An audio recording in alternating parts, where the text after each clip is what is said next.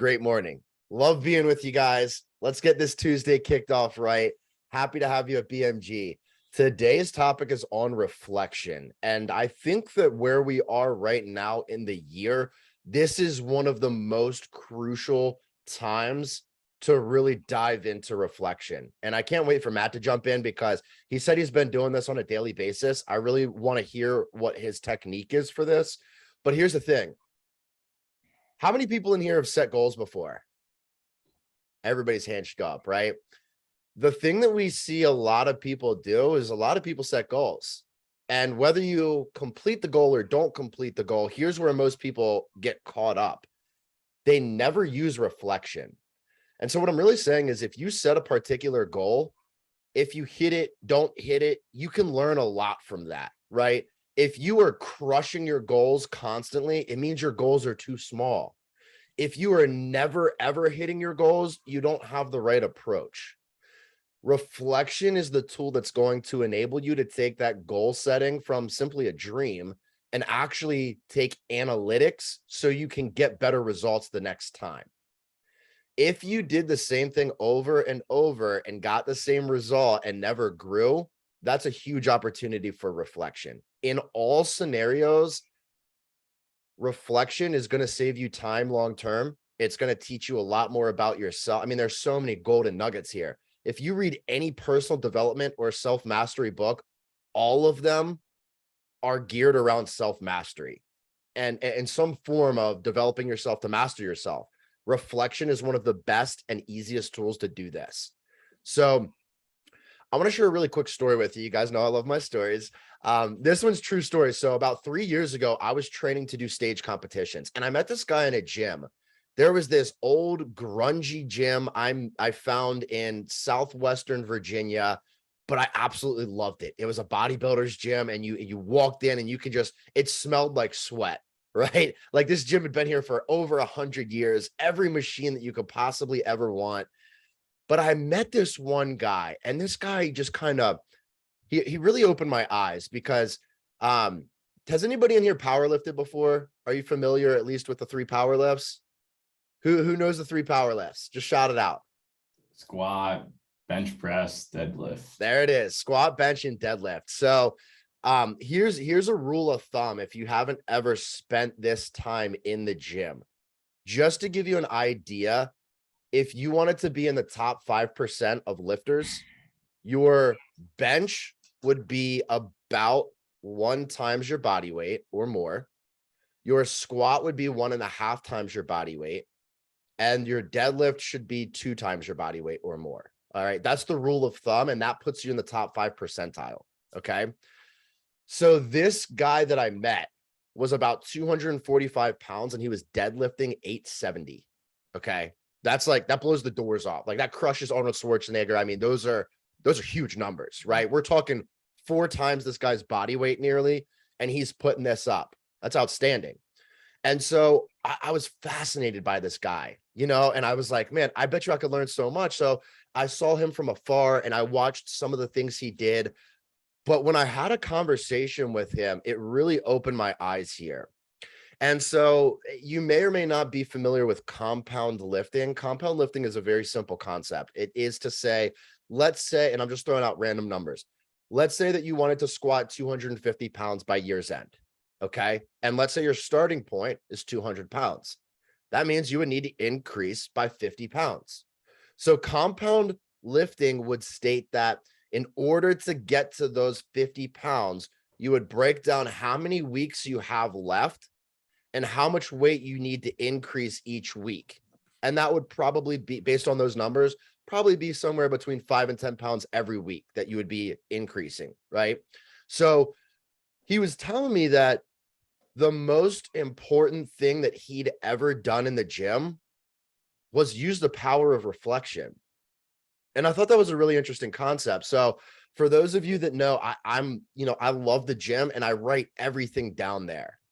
And so that I learned this from this guy. You know, I used to just step into the gym and I knew what I was doing. I had a plan, I had a routine, but I didn't really track anything.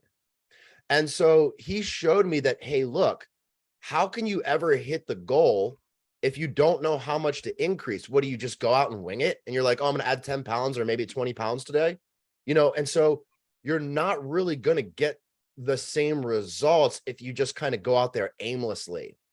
And when he showed me his reflection technique, he did this on a weekly basis. And what he would do is he would write down every time that he was in the gym for that week, and he would break down the analytics basically to say, did I get to that goal? And what do I need to get closer to this goal? Right? Any questions here? Everybody good so far? Okay. So I share all of this with you, and I want to share a question, and I really want everybody to deeply consider these 3 questions.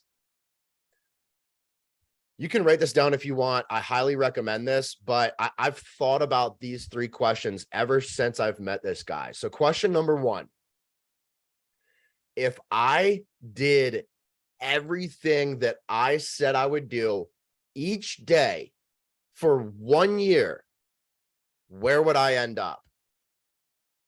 And I want you to really think about that. How often do we wake up in the morning and we say, oh, we're going to do this today, or we're going to do this week?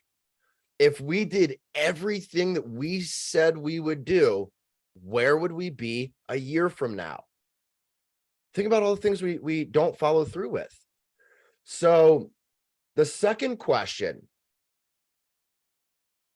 if I did everything that I did yesterday for 1 year, where would I end up? Where would I end up? Right? So question number 1 is, if I did everything I said I would do each day for 1 full year, where would I be? Question number 2 is, if I did everything that I did yesterday for 1 year, where would I end up? And the third question, why are these 2 different places? Why are these 2 different places? I guarantee you every single person on this call said, man, if I did every single thing that I said I was going to do a year from now, my personal life would be different. My professional life would be different. My relationships would be different. Everything would change. So why don't we do it? Why don't we do it? Do we have it? I mean, and just throw this out. Why are these 2 different places? I'll chime in. Go for it. What you say and what you perceive you're going to do are 2 very different things. So actuality is not necessarily reality, and consistency is the key. And sometimes we don't always have the direct door to get in. Well said, Matt. Well said. And so in order to breed that consistency, we need to go back to what we did and see what worked really well and what didn't work well at all, right? Because there are going to be things that we want to replicate or get more of, and there are going to be things that we're like, man, I can never do that approach again, right? But it's about having that opportunity to go back and look into it. So I'm going to share document number 1 with you guys. And again, I know a couple of you missed this. I look at reflection in a few different ways. So I have several documents on this. I'd be happy to share any of those if you guys want them. But let's start with the one for today. So Richard Carlson, reflection is one of the most underused yet powerful tools for success. So true. So true. When's the last time you reflected? Matt's going to say last night. Talk to me, Matt. Tell me about it. This morning. This morning. Yes. I mean, that is one thing I am, insanely anal and keen on, is reflection, and not just looking at the water and seeing what's back in your mirror. Every day is a chance to reflect. And that's one of the things I very much instill in myself is, and you and I have talked about this personally, Keegan, is what is the takeaway from today? What is the summary? I reflect every day where I was during that day, what transpired, what didn't, positive, negative. I reflect on that day, and I bring that mindset or that energy or that mentality to the next day, so I can sit there and continue on what I need to get done. Awesome. So Matt, let me ask you this. How did you do it? I mean, like, what were the actual mechanics? Like, did you record yourself? I have to take this, guys. Matt, please answer that question. I'm right here though. Okay, fine. All right. You could be right here. I'm still gonna be mad. So let's see. The first thing was Jewish guilt, because that just kills you from the inside. It always will. The second thing is that nobody's perfect. And I think that, being human, we have to sit there and say that we don't have all the answers. We're not omnipotent. That's why Kanye lost his Adidas deal. And he did lose his deal, as well as Liz Truss losing, really figures I'm just talking right now. All right, you guys just have to hear, Jack Harlow. So anyway, hold on, let me unmute that. There we go. So anyway, to me, it was the fact that in IT, you're always evaluating everything. You're always sitting there looking at what's in front of you, and there are different roads to go down to fix something. And so you're constantly reflecting in the work that you do. And so having that mindset for so many years, I have moved that mindset toward my personal life. And so just like I summarized the work I did for people in their technology, that transverses into, okay, what did I do in my day? What went right, what went wrong, and where do I move from here? So you always have a ground point of where to go from.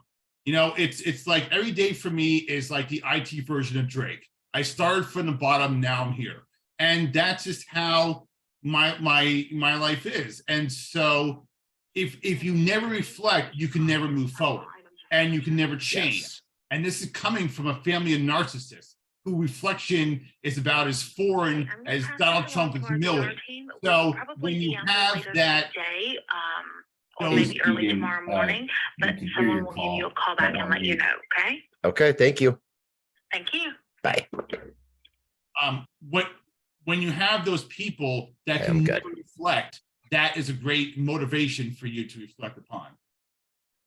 Let's go.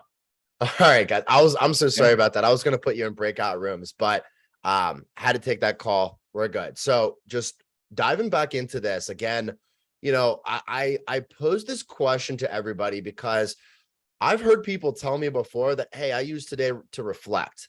It's like, okay, great. That's amazing. How did you do it? And then they're like, oh, well, I sat in my little spot for about 5-10 minutes and I thought about the things that occurred. It's like, okay, that's great. That's where you did it wrong. One of the most important things you have to do is you've got to write this stuff down, right?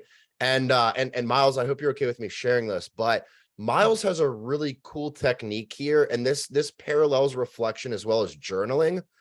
But instead of the traditional like writing everything down in a journal, Miles does video recordings, and I find that to be fascinating because imagine this: imagine that you did a video recording today, okay, and you recorded yourself, and then you saw that same video a year from today.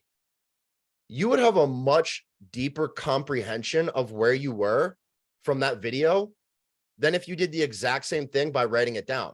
Why? Well, you get body language, you get to see your tone, you get to see more of your energy. And so I think that video concept is really cool. But I bring this up because, when we all think about the last time we reflected, some people are like, I don't know, I've never done that. Or maybe they did and it was a year ago. Okay, great. Maybe you did it yesterday. Maybe you did it this morning. But how did you actually do it? And what did you actually do? Right? And then to take that a level further, what were the actual results? Because again, before we really started the video, and when we talked about the lifting mechanism, it was tracking all of that information. So you had an exact reference point, right? I could say, and the gym is an easy example because you can very easily say, okay, what did I do on August 15th? And you go back into your notes and say, these are the workouts I did, and this is how much weight I used. But when we get into the business world, can you do the same thing? Can you actually go back to notes and say, this is what I reflected on, and these were the actual results? I mean, if you can raise your hand and genuinely tell me that, like, Matt, when you use that reflection period, what did you measure and what were the steps moving forward? Well, for example, let me give you something that even you commented on. When I first started on Zoom, I was very timid. And believe me, I made up for lost time. but I had a fear and phobia of speaking in public groups for many years. And that comes from social anxiety and, depression and what have you. So to get over that hump and not camel was a huge step for me. And even learning new IT things, going and reflecting back on that from work. So I have notes from, several years ago when I worked for a big company. I had all these things written down of all the things that I learned and where I am now. So in IT, you have to take notes. In IT, every day is your classroom. And so even last night, I spent 7 hours learning all the new Apple products that came out yesterday. It was insane in the membrane, Cypress Hill. So, and all I did last night was just learn and reflect. And even today, I have more knowledge than I did 24 hours ago. So it's something that, it's one thing I'm actually good at when it comes to all these, meetings that, Keegan has. There's one area I actually shine in. And so it's a matter of if you retain the information, like Miles does video. I write things down religiously in terms of things that are new or things I need to know. So I know where I was several years ago to where I am now. By the way, I don't know if anybody caught Meg's, I don't know what you would call that. What is that? A gown, a onesie?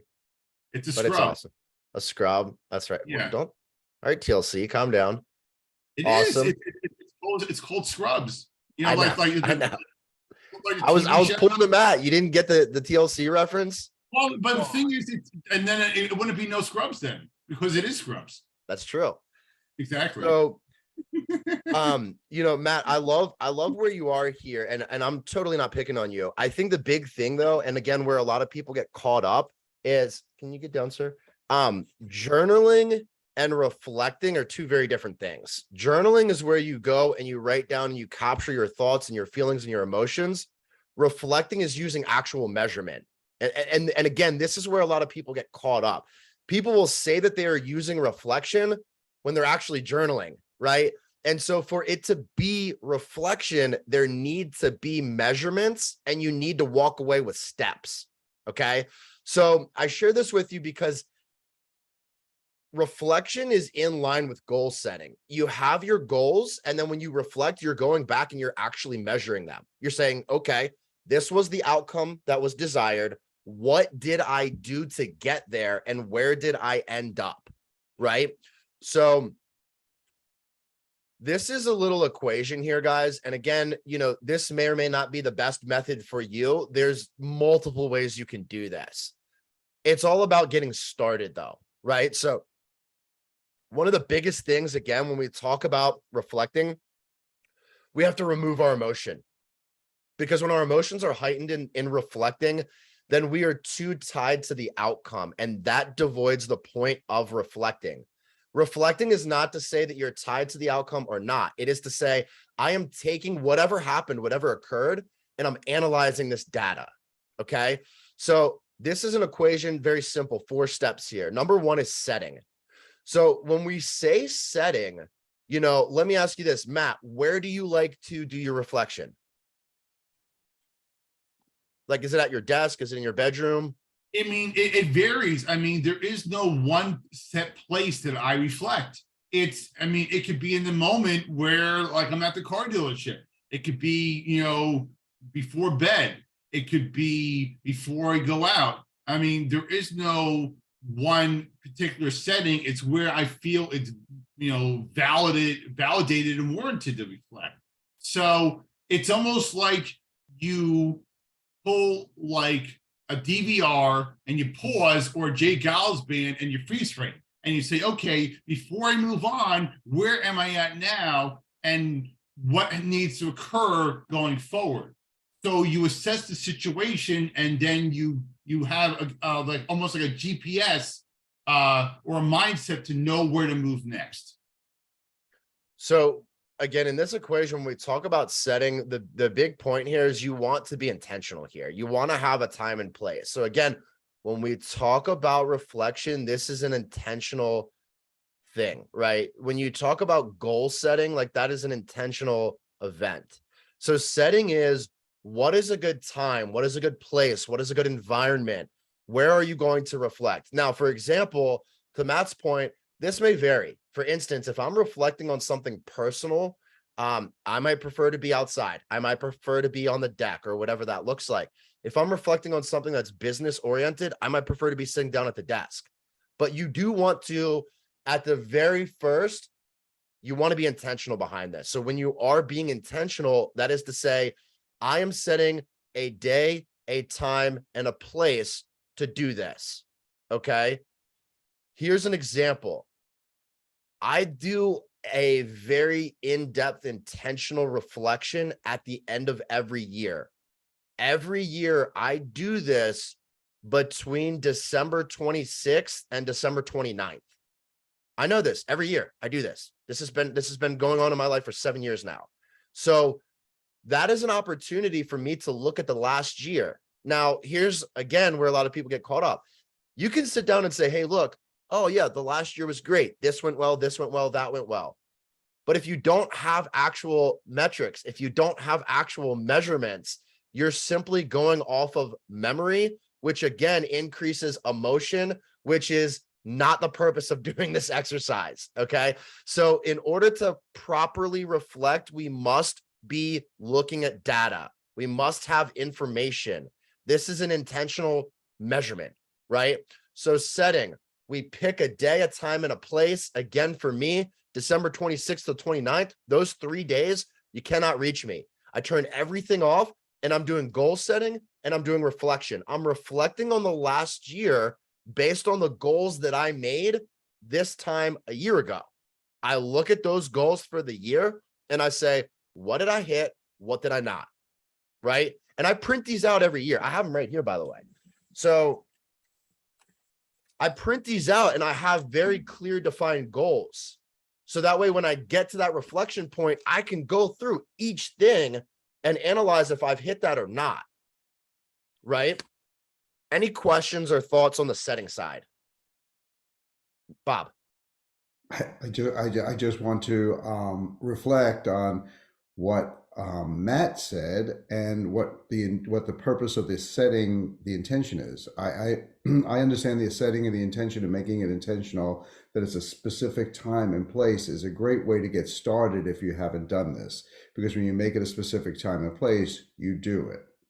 And it's very important to start doing it. And what I hear Matt does, and I love this, he's taken it one step further. It's integrated into every part of his life all day long. And he doesn't have to be somewhere specific to do this. He does it so well. He does it in the moment, no matter where he is. He uses reflection. So I just wanted to reflect on that. That's how I look at that. Setting intention. But then Matt says I do it all the time. I don't have to put it someplace specific. Yeah, so 100%. basically what you're doing is you're reflecting on the reflection.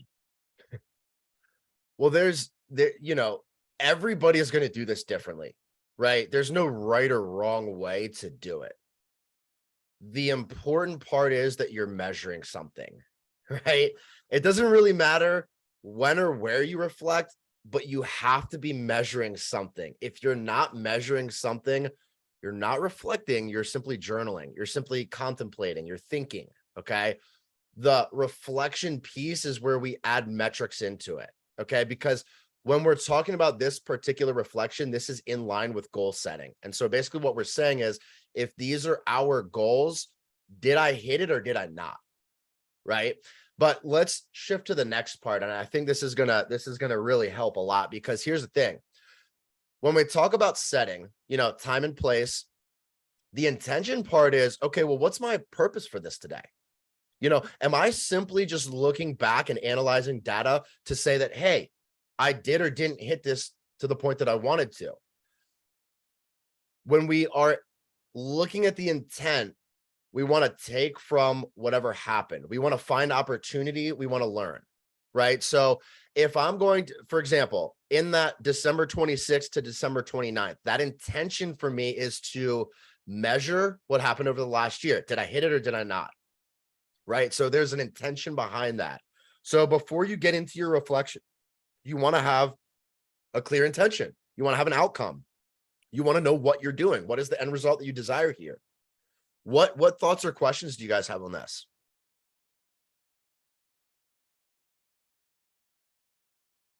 The interesting thing for me going through this is I love journaling, I love goal setting, I love reflecting, but it's that course correction piece that I find so fascinating because it's, you set a goal and you go, well, I didn't hit that goal. Whatever the time frame is doesn't matter. But what's the course correction? And you almost need to have, Coach Bob or Coach Keeg in your corner helping you make those course corrections. I love that, the course correction. So I think that this is a massive point because this goes back to reducing the emotional tie to this. So, I really love what you said there, Brendan, because it's basically if you have a particular goal or a direction or a vision or however you want to categorize this, and you start going down that path, here's the really cool piece to what you're saying, Brendan, is that you don't have the perfect way to do this right now, right? It's a learning process. And so if we set a particular goal and we're going down that path, when we reflect, we're basically stopping and saying, okay, is this working or is this not working? Do I need to make a slight adjustment? Or this might be the right way, by the way. Or maybe I just don't know enough information to change the approach yet. But when we talk about that course correction piece, it is, you're helping things. It is that we know what went well or what didn't. And so then we can make that pivot, right? It's kind of like COVID, for example, like everybody had to do a course correction there because there were so many advancements and changes within, at least within the workspace. Any other thoughts here?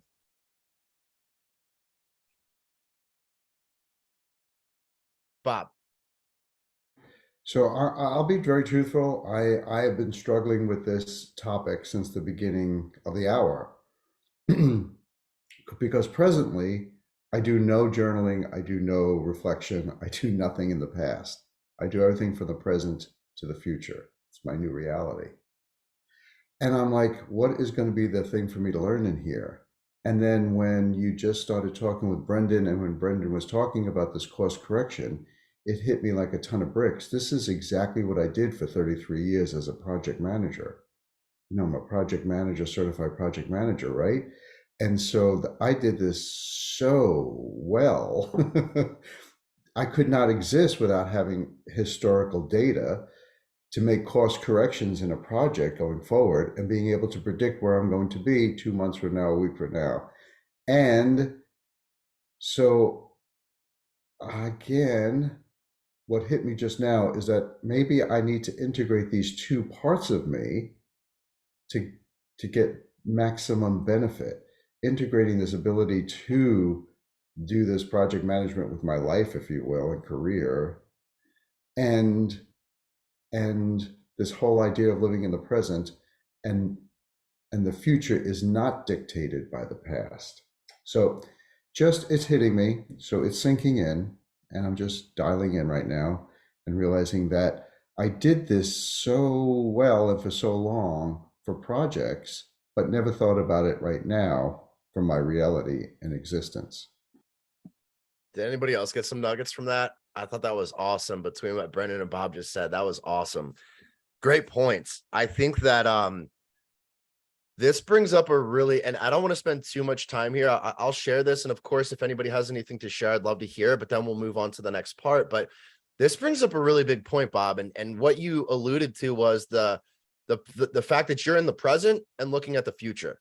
And so anybody in here ever faced anxiety or depression? I have, right? I'd say probably every person has. If you're human, you've probably faced anxiety or depression at some point in your life. This is just simply my interpretation, and we're doing this really quickly. But if you ever have depression, that means that you're stuck in the past too much. If you have anxiety, you're stuck in the future too much. What will be, what will come, right? So you guys have probably heard of the Pareto principle. That's the 80-20 rule. And this can be used in multiple different forms. But I really like it here for reflection because, again, back to Bob's point is that we should spend 10% in the past. And when we say that, what we're really saying is we should be reflecting on the past. When we talk about the present, you want to spend about 80% of your time in the present, because that's the moment that we have right now. And that's where you're going to create the future. And that's where you're going to learn from the past. And then the future, we should spend about 10% there. We want to set goals and have things that pull us moving forward. With all of that said, here's another truth. Tomorrow never comes, right? We're always in the present. You know, I talked to somebody about this yesterday, and the conversation was, well, I can't wait until tomorrow. And it's like, tomorrow's never there, because every moment is always the present. So you can plan for it. But again, when we talk about reflection, that is that 10% that we're spending on the past to analyze what occurred. And that really brings us to the third point here. And so when you have intention behind that reflection period, right? So that is to say, look, hey, you know, Sunday, I don't have a ton of stuff going on. I'm going to intentionally go and set that time aside. And what I want to happen during that time is I want to see how my Q3 went versus how my Q4 is going. Just a random example.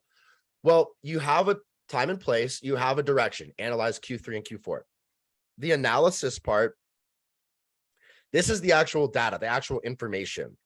And again, back to Bob's point, you know, when you're a project manager, you're constantly doing the analysis on this back end. And that was a beautiful point. That actually had some light bulbs for me when you said that project manager piece, because that's ultimately what reflection is. It's like, that's constant reflection. So the analysis, I like to do this in two categories, right? What went well? What needs to be improved? Now, this is really the same thing as saying what is good and what is bad. But the problem with good and bad is that's a human construct. And so what that does is that rises the emotional response again. When we say, hey, what went well, that's allowing us to kind of step outside of the box and look at the actual moment, not looking at ourselves under the microscope, right? So when we're looking at the actual moment, for example, Matt might say, hey, look, I did a reflection this morning or last night even to learn all this new tech that Apple just put out, which we know is constant in the tech world, right? So if he was simply reflecting on that education process, he could say, what went well? Well, you know what? I learned every new product that they just put out. I can name them all. That went really well. What needs to be improved? Well, maybe he doesn't know all the data or the RAM on the new computer. So cool. How can I fix that? Maybe I just type it out and I just put it on my screen if I need it. But the point is when we go through this analysis, we're simply breaking this into two parts.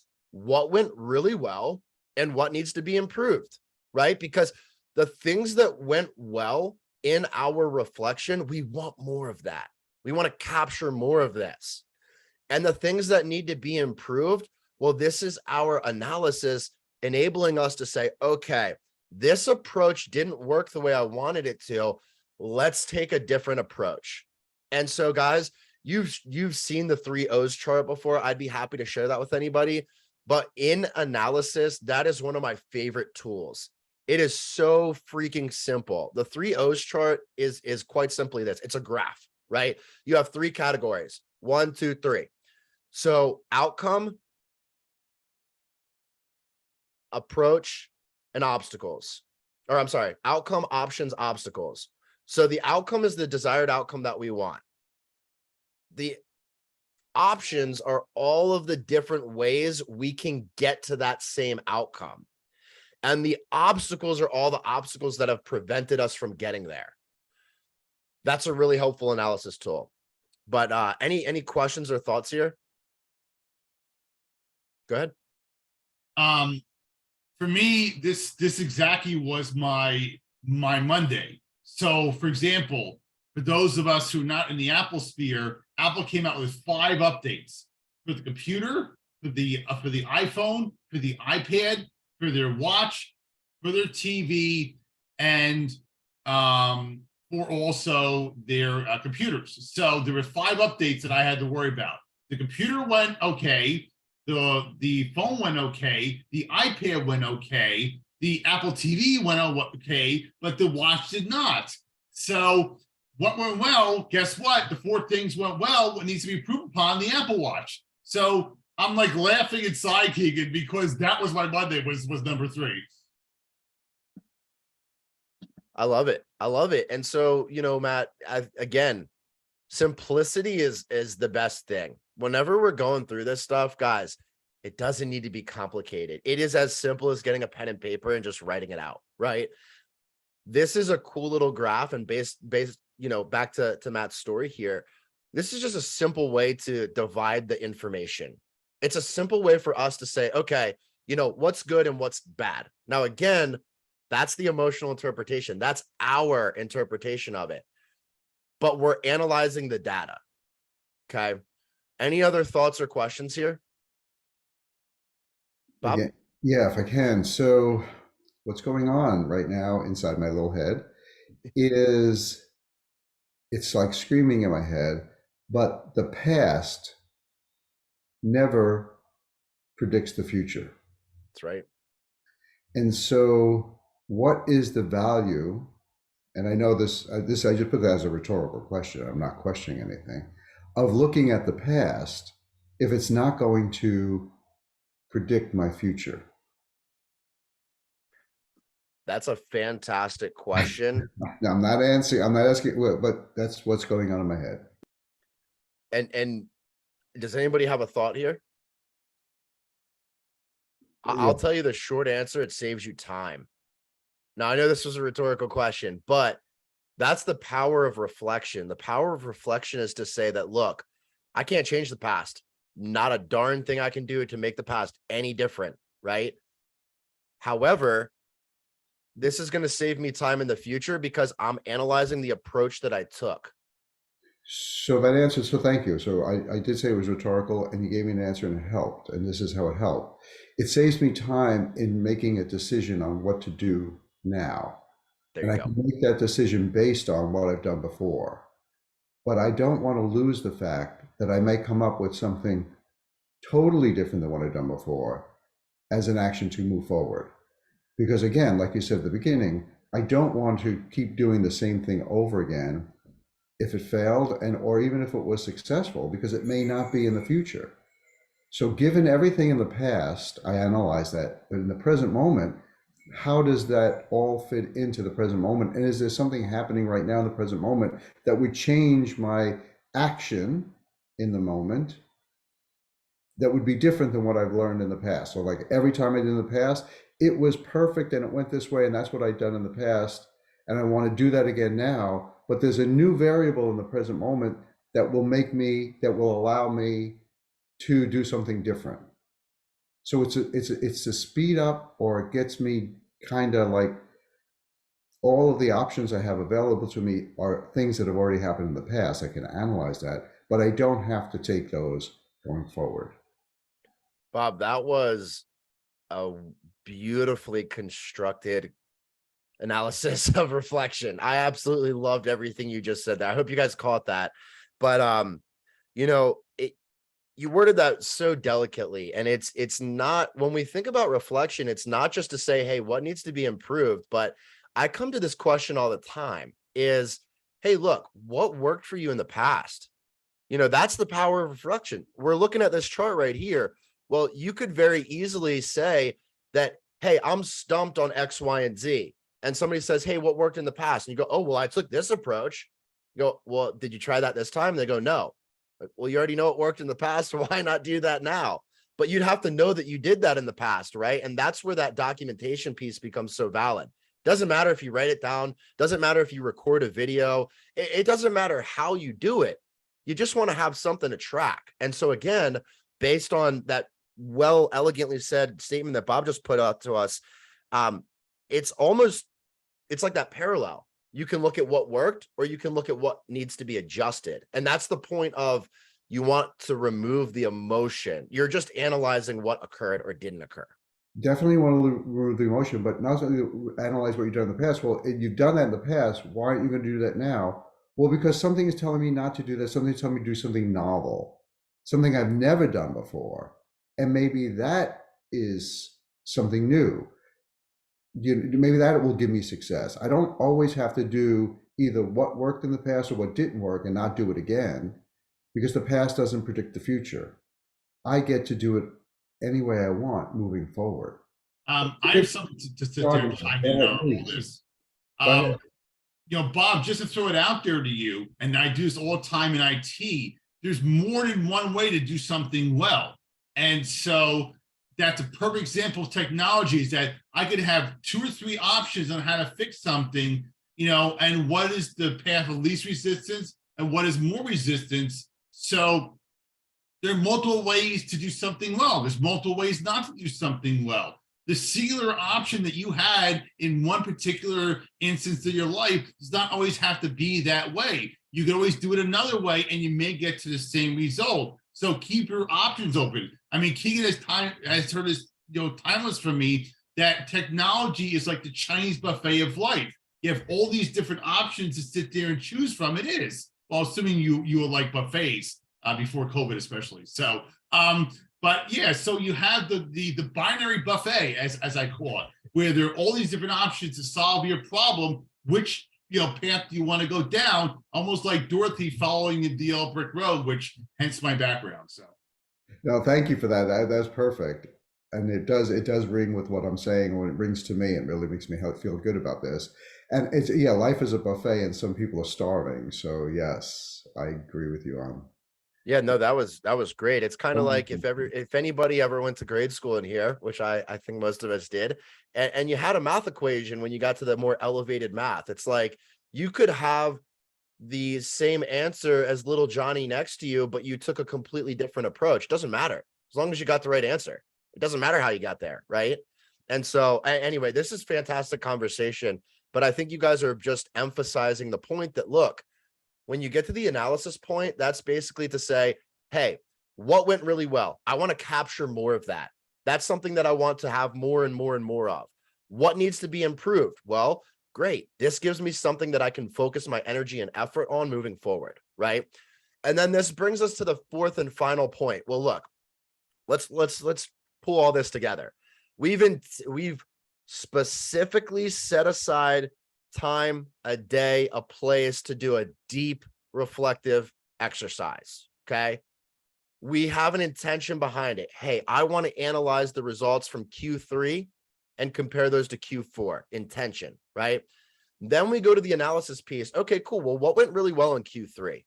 What needs to be improved on? And then I take those notes and I say, I want to get more of this in Q4. And I just make a small adjustment here for Q4, right? And then that brings us to the 4th step, and that is the action. Okay, well, now we know what we want to replicate and have more of, and we know what needs to be improved. That helps us to create our action step. Okay, so by the way, when we do our reflection, these 3 questions right here are going to save you so many, it just saves you so much time and time and time again. I highly recommend you write these 3 questions down, put it on a Post-it note, print it out, whatever you got to do. This is how you're going to get your perspective shift. This is how you get a perspective shift.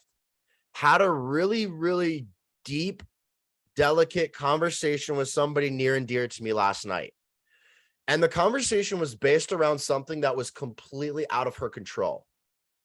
Something that can't be changed. It's just it's a truth, right?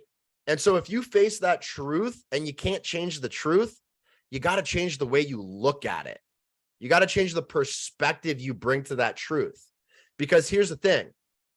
We can sit there and look at all the bad, the negative that come with that truth, but it doesn't get us a different outcome. If the truth is the truth and that's never going to change, why would you sit in the misery of the bad? Whereas the opposite would be to focus on what can I do about this truth? Okay. And so to get that perspective shift, these are the 3 best questions. What can I learn from this? What is the opportunity here? And how can I use this to impact other people? Let me give you a real example. And I share this with a lot of you guys. Last night, I had a 50-gallon tub completely leak through my ceiling and cave in through my basement, right? the ceiling's destroyed, the walls are destroyed, furniture's destroyed. Like, that's a pretty big deal. And I could have used that as an excuse to not show up today, right? For 4 hours, I was cleaning my basement last night. That's why I didn't get that document out to you guys last night. That's why it was sent this morning. But guess what? It already happened. What use is it for me to sit here and be upset about it? It doesn't change the outcome. So why would I get upset about it? It doesn't make a difference. I can't change what already happened. So I ask myself these 3 questions. What can I learn from this, right? What is the opportunity here? And how can I use this to impact other people?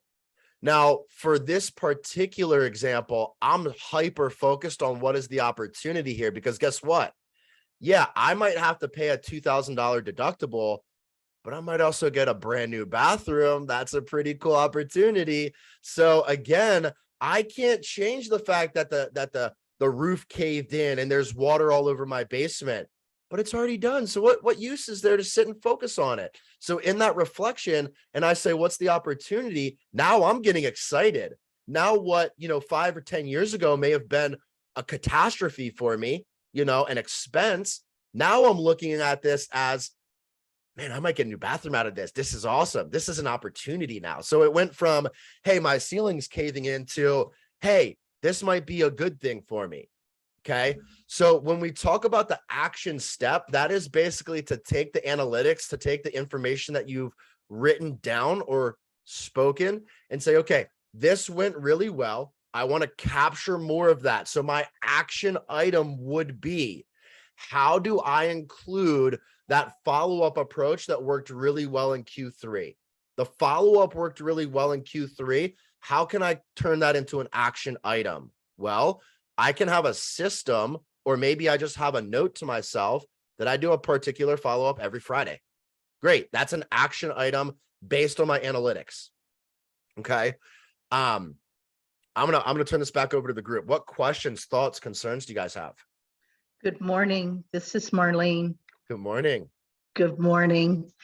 I wanted to throw something out there.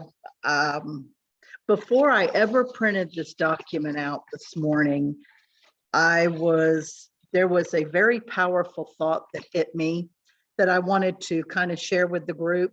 And it's kind of an action before starting the reflection moment. For me, when I think about reflection, before I absolutely go to my special place, sit down, partake in it, the first thing that comes to me is, before I sit down and reflect, I want to make sure that I'm utilizing my new identity, because the old Marlene would be obsessing about, or going to that negative critical self-talk, or what did and why didn't it? And, it comes back to the getting stuck in the past too much, and then finding that balance and not being overly anxious about the future. So for me, before any reflection begins, it starts in between my ears, in my mind and my heart first. Because if I don't have that right, what am I really going to accomplish? I have to clear everything out, and then I can sit down on my porch with my cup of cappuccino, sugar-free.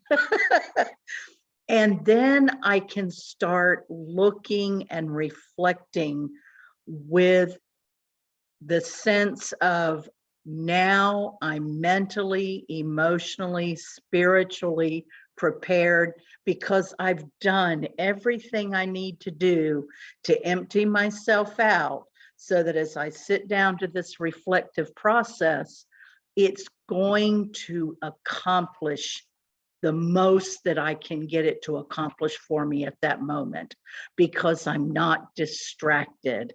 I'm not in all different places. I'm not scattered, because God knows every once in a while, I get a little scattered. So the reflective part to me is there has to be an action first.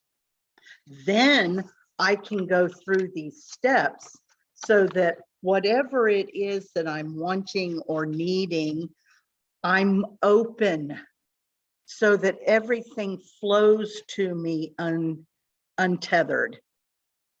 And I just thought I'd share that. Maybe somebody will get something out of that. So thank you. Thank you so much for sharing. I have some feedback on this, but first I'd love to hear from the group. What did you guys take from that? Are there any words that you'd share with Marlene? Any similar experiences? Any thoughts? Well, I'll just say that I loved every minute of what she said, every word that she said. And Marlene, I look forward to the day that I sit there with you on the porch. And Yes. I, but you make a very important point in terms of the intention.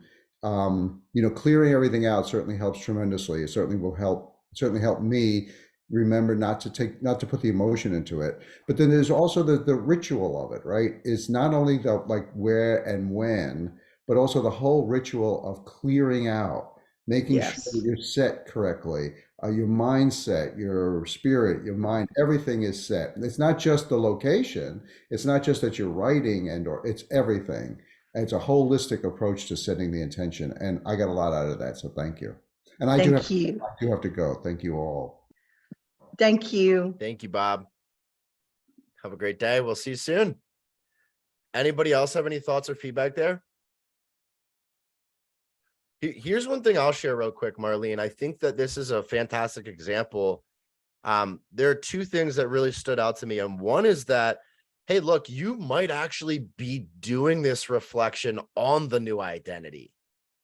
And so Yes. a part of that would be that, let's use that as an example and kind of run through this. Well, let's say that, hey, I have this new identity and I'm working on building this as my reality. And so I'm going to reflect on this new identity. So I'm going to set a day and time. Let's just call it Friday. So Friday at 12 o'clock, I know I'm going to intentionally go sit down at my office desk and write some of this information down.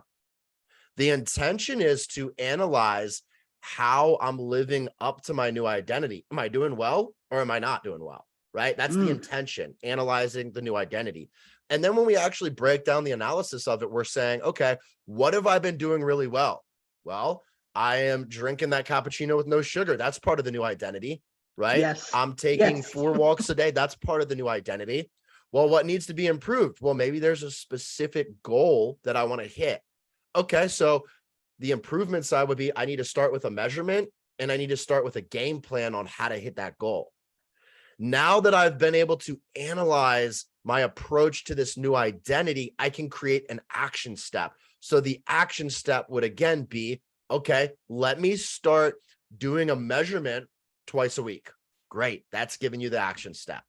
So now you've been able to take the identity as the focal point, right? We're setting up a day and time. We're intentionally analyzing our progress.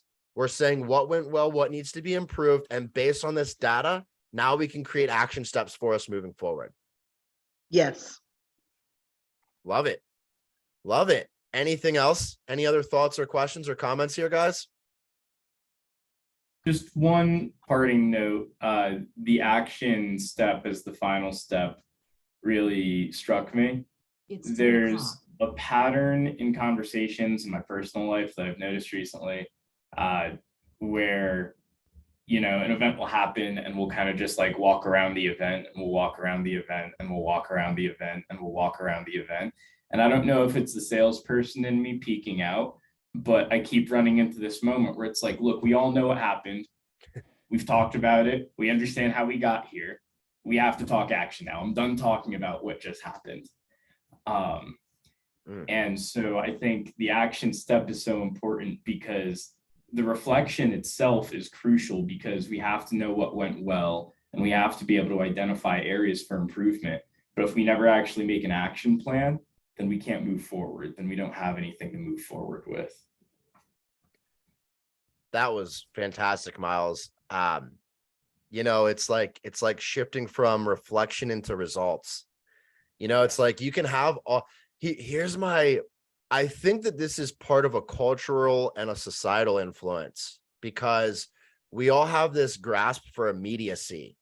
And the problem is so many people get caught up on that end destination, right? They want to be rich. They want to have the house. They want to have the car. They want to have the job, the partner, whatever it is, that they get so caught up, they forget about the process to get there. And so this is relevant because I feel that we are in information overload. You can find out anything about anything that you want right now on your phone, which most people have on them 24/7. But we're in action poverty. So we have so much information that people don't know what to do with it. It's information overload, and that creates action poverty because it's what do I do next? Where do I take this information? Right. And so, yeah, I think you bring that really good point up, but we got to go from having the information, having the conversation and recognizing the point for opportunity, but then turning that into an actual result. And we do that by taking action. So, that was worded beautifully, Miles. And I can see scenarios where that would be relevant in your world. And again, to take it from conversation to, hey, let's test it. Not only is that going to separate you in the work environment, but personally, you create the right habits. By the way, guys, I know that we're out of time here, but I just wanted to share this part with you real quick. So this was a different form of reflection that I've put together. I think that you guys may get a lot of value in this because this takes it a level further. This one is more the mechanics of reflection and how you would like to go through that conversation. This actually breaks down the different styles. So this is more in line with what Matt was talking about today. So for example, what time and place is most conducive for your reflection? Hey, maybe you do it on the fly. Do you reflect best from talking it out or writing it down? So anyway, going through these styles and then looking at particular questions to ask yourself and then actually taking the analysis here, this can be really helpful. So anyway, if anybody wants this document, I'm happy to share it, but this is a completely different take on the reflection piece. So any other last minute questions or concerns? I'll get a copy of that, Keegan, please. Yep, you got it. Thank you. All right, guys. Hey, thank you so much. Let's crush this week. Awesome conversation. I hope you guys got some nuggets from this. And if you need anything else, let me know. All right. Thank you. Great Thank you, everybody. session. Thanks, guys. Have a Thank great you. day. You too.